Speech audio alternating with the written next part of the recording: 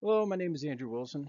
I'm a senior at SUNY Albany, and this is my final presentation for the senior seminar in informatics titled Censorship, Circumvention Tools versus State-Level Censors, or Why the Revolutionaries Keep Losing. Since the beginning of the industrial age, wars have almost always been won or lost based on the resources available to the belligerents. In other words, logistics win wars.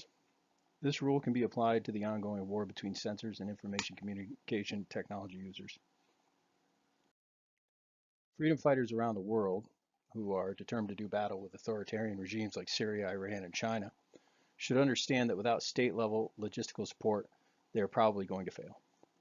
Perhaps you could argue that instead of open rebellion, insurgents could use nonviolent and semi covert civil disobedience as a means of taking on their overbearing and oppressive governments. Instead of openly trying to tear down the Chinese Communist Party and their Great Firewall or oust the mullahs of Iran and supplant their Islamic Revolutionary Guard by way of a more traditional insurgency, they would advocate for the implementation of a so-called color revolution. These revolts typically rely on coordinated mass protests, general strikes, and the application of adverse economic stimuli such as sanctions by foreign governments. During the previous decade, the ability to communicate instantaneously and anonymously with thousands of people at a time helped revolutionaries successfully overthrow multiple regimes throughout the Middle East and North Africa during the so-called Arab Spring. When analyzing the tactics used by the insurgents, it seems clear that the proliferation of new types of ICT, such as social media applications and advanced handheld communications devices like smartphones, were largely responsible for their success. As a result of their efforts, the governments of Tunisia and Egypt were toppled, civil wars broke out in Libya and Syria, and several other governments in the region were forced to make political changes to meet the demands of protesters. With ICT being the most powerful weapon in the arsenal of these revolutionaries, it makes sense that governments would attempt to develop new methods of curtailing their use. The sophisticated forms of censorship that have been implemented by these governments have forced users to adopt the use of censorship circumvention tools, or CCTs. The three most common types of CCT in use around the world at the time of the Arab Spring were proxies, virtual private networks, or VPN services, and advanced blocking resistant tools like the Tor network. While these tools have proved useful to individuals seeking to evade censorship, their ability to withstand targeted censorship programs and facilitate mass communication between dissidents during a full-scale color revolution is questionable. To counter the unique threats posed by color revolutionaries and CCTs, vulnerable regimes have adopted more advanced methods of censoring online communications. When the first mass protests in Syria began in April of 2011, just 2 months after the regime stopped blocking Facebook and YouTube, Bashar al-Assad's government suddenly found itself allied with an organization known as the Syrian Electronic Army, or SE. According to Helmi Noman, the supposedly independent army of citizen volunteers with no official affiliation with the Syrian government has used defacement attacks, spamming, and DDoS attacks to silence political opposition, foreign media outlets, and prominent social media pages. Using a third-party group that is not technically affiliated with your government to operate outside legal boundaries and do your censoring for you in a way that effectively neutralizes CCTs is a powerful and innovative method of censorship. It also allows the Syrian regime to stifle communication and free flow of information while maintaining a low level of plausible deniability. To overcome both the official state-sponsored censorship apparatus and an army of lawless hackers who may or may not be government proxies, a revolutionary movement would have to have a great deal of financial and technical support. Using crowd-funded, open source, or privately developed CCTs to evade such a massive and well-organized campaign of repression is unlikely to yield tangible results. Even if CCTs were able to effectively evade state-level censors, there are other more extreme methods that can be employed by totalitarian regimes intent on controlling the exchange of information within their borders.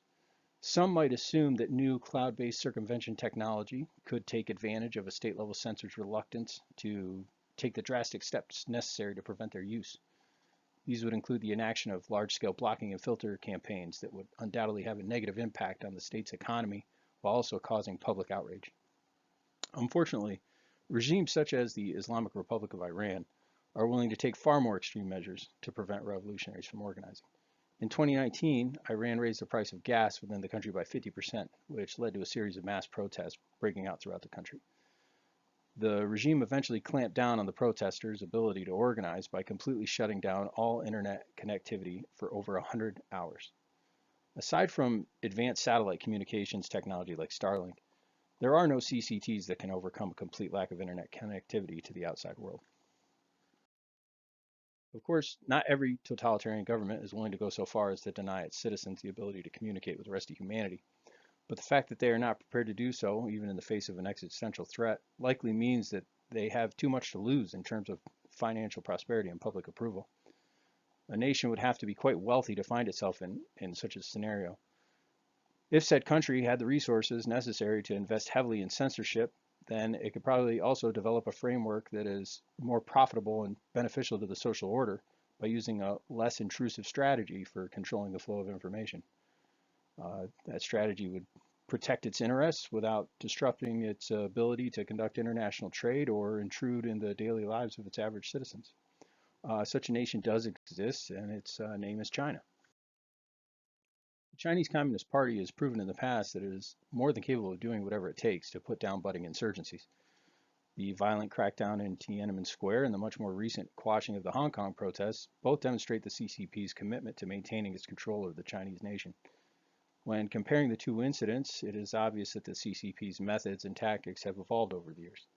This is also true of their oppressive and elaborate censorship regime. Thanks to the development of domestic alternatives to popular foreign social media, shopping, and entertainment websites, China's massive regulatory framework known as the Great Firewall can effectively implement censorship on an unprecedented scale. More importantly, it can do so without increasing political or economic tensions inside the country. In this unique scenario, CCTs are ineffective because the people that would normally use them do not even realize or care that they are being denied access to information. Therefore, these citizens are not motivated to take the necessary time to search for and acquire CCTs, let alone bother to attain the level of technical proficiency necessary to operate them. In conclusion, CCTs such as proxies, blocking resistant tools, and VPN services may work for some users in the short term, but only so long as they are not being targeted by a committed censorship regime. This is because authoritarian governments that impose censorship have all the authority and resources of their respective nations at their disposal, while most revolutionary movements rely on either free software or foreign charity. Unless CCT development and deployment receive sponsorship and backing from a rival state with access to sufficient resources, the censors will easily prevent would-be revolutionaries from using vital information communication technology infrastructure to coordinate their efforts.